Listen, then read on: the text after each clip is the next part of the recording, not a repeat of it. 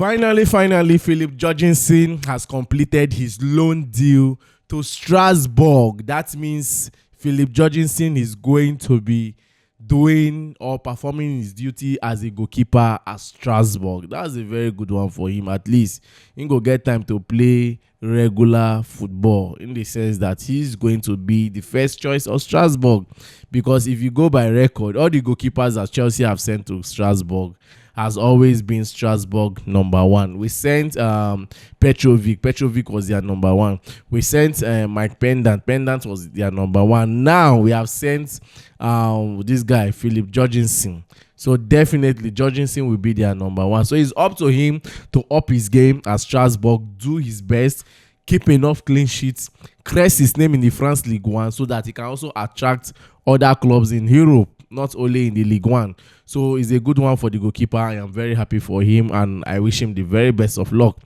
And also, Chelsea and the agent of Mykhailo Mudryk are now evaluating a loan deal. They have approaches from Italy and Premier League.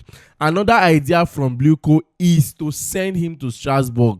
As I understand, Mykhailo Mudryk priority would be the Premier League conversation to follow. Well, what this means is that Mudryk is more concerned of playing in the Premier League. He still wants to play in the Premier League.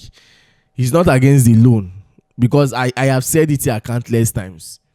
I have said it here. The moment Mykhailo Mudryk was cleared to play football, I was saying it here. I say the best thing for this young man now loan. I'm not downplaying his abilities. I'm not downplaying his talents. Even John Obi Mikel talk am. See, the boy get talents, but you see that loan, he go need them for regular game time, so that he go dey play week in, week out.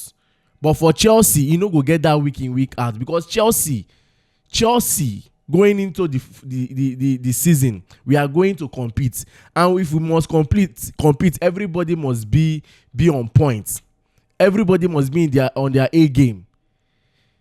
So as for Mykhailo Mudryk, that have not been playing football, professional football, for 1 year, 8 months, he will need the loan. So Strasbourg is not another bad one that Chelsea is offering, no, because I know that at Strasbourg, definitely that regular game time, he go get am he go play football. But in the Premier League right now, if we are to look at clubs that should come in for him, I think most especially clubs that should come in for Mykhailo Mudryk are clubs that are coming from the Championship. People like Coventry City. The last time I heard about Coventry City showing interest in Mykhailo Mudryk on loan, please, the interest should be serious. I believe Mykhailo Mudryk will get enough game time there. Hull City can also approach. Apart from this one, Everton can also approach. Like good clubs, especially like even Brighton can also approach. It's not going to be bad. If the player still want to be in the Premier League, there is a reason why. To tell you that he still wants to play for Chelsea, despite the fact that Chelsea is pushing him out on loan. He no one go on loan where we say he go perform well for so place. Then when he come back, Chelsea no go literally put eye on and say, okay, they want keep and rather they want sell him. But if not for Premier League, by the time don't they play for Premier League, when they get in own scores, then name don't they ring. Definitely Chelsea go value and well, and evaluation go stand very well. But if you go like that Strasbourg now perform very, we say you no go get evaluation, no go dey high, but you no go dey like when in day for Premier League they perform. So I will support everything that Chelsea want to do concerning Mykhailo Mudryk. As far as they want to send him out on loan, I will support it. I don't want to know the particular side they want to send him to, but as far as they want to send him on loan, is a good one for him. Let him go on loan, get regular game time, and also be happy. And also, according to Fabrizio Romano, he said that at the moment there is a very big gap in valuation between Chelsea and Man City. For Pedro Neto, it's not easy. Chelsea are not desperate to sell him, and are happy with him. He is not on the exit list. Neto still an option for Spurs if Sevinho fails. Is he saying no mention Arsenal? For those of them wey dey shout Arsenal, I'm not downplaying Simon Philip own link. You see say no mention Arsenal inside this talk. The two clubs wey mention concerning Neto na Man City and Tottenham. And Tottenham na because of based on say in case Tottenham no fit sign Sevinho again, na they go fit do U-turn for Pedro Neto. One of the reasons why Man City dey keep quiet now for Neto na based on the valuation. I don't know why Man City dey fear. Una dey fear to pay Chelsea big money, but una dey fear to pay Nottingham Forest big money. Una pay Nottingham Forest £116 million to carry Elliot Henderson. He reached Chelsea turn now to carry Pedro Neto for £70 million. The valuation gap. Now the money don big for an eye to sign Neto. Well, let's watch and see. I'm very happy in the area where Chelsea say that they are not desperate. I'm very happy in that area. Chelsea are not desperate to sell. I think the same thing with the Enzo is not, they no attach that desperation there. Say whether they know they desperate. Waiting Chelsea they thought we say they still want to keep Enzo, but in price for a head, the price for a head now 120. Say £1 no go come off from that 120. That is the only thing with Enzo. That's the difference between Enzo and Neto. Neto when we say Chelsea no they in that mood. They like they know they eager to sell them. But if they feel bring the money to, we go sell. But no me say we dey eager. Enzo own, they need to talk whether they eager to sell. But Enzo own we say they just they observe them. Anybody will bring the 120, they could sell Enzo Fernandez. You grab. So Pedro Neto, Tottenham and Man City monitoring the situation. Let's watch how everything plays out. But come to think of it, Pedro Neto for £70 million is very, very small. Yes, it's very small. It's very small. Neto should be sold for at least £100 million. Let's be realistic here. It's very, very small.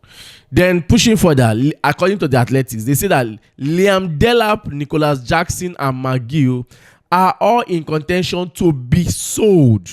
Chelsea wants more than the £30 million for Delap and £65 million for Jackson. Gil is also valued for £25 million.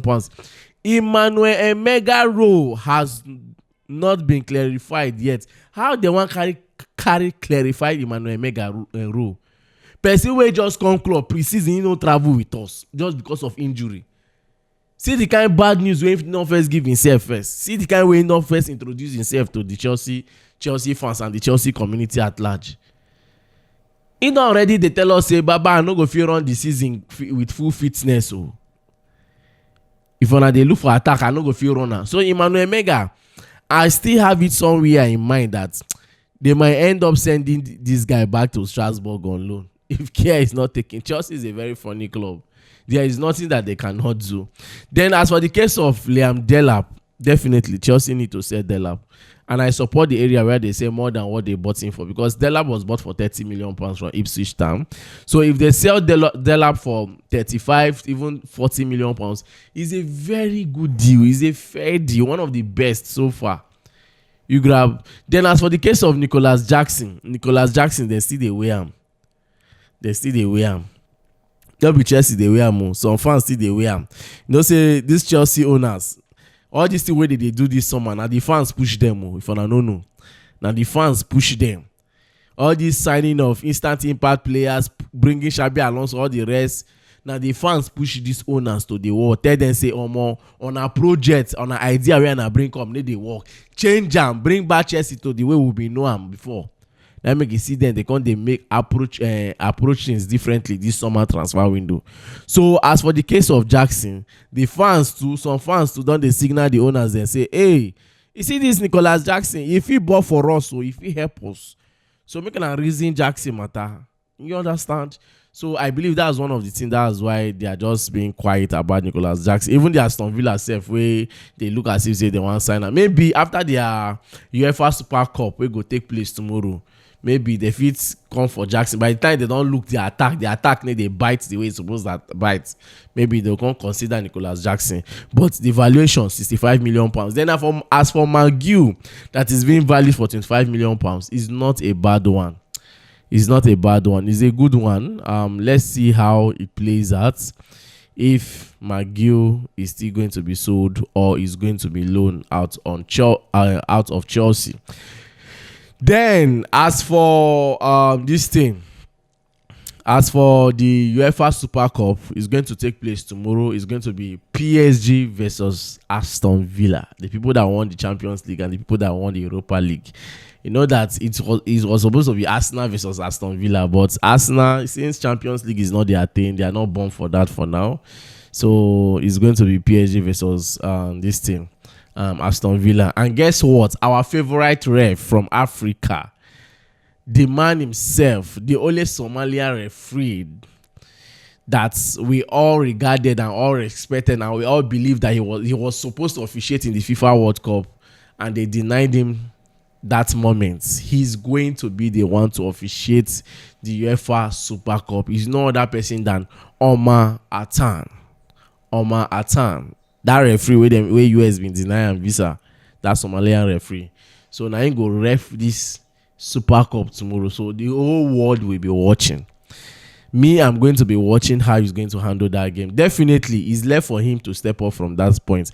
If he deliver tomorrow, I bet you, UEFA will involve him very well. I trust UEFA now. Then they need to waste time. Anything they go use shame FIFA.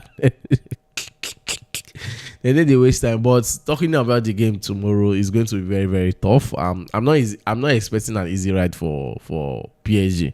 Forget the fact that they won the Champions League. I'm not expecting something easy for them, because even Aston Villa themselves, forget the fact that they have sold one of their key players in the person of Morgan Rogers.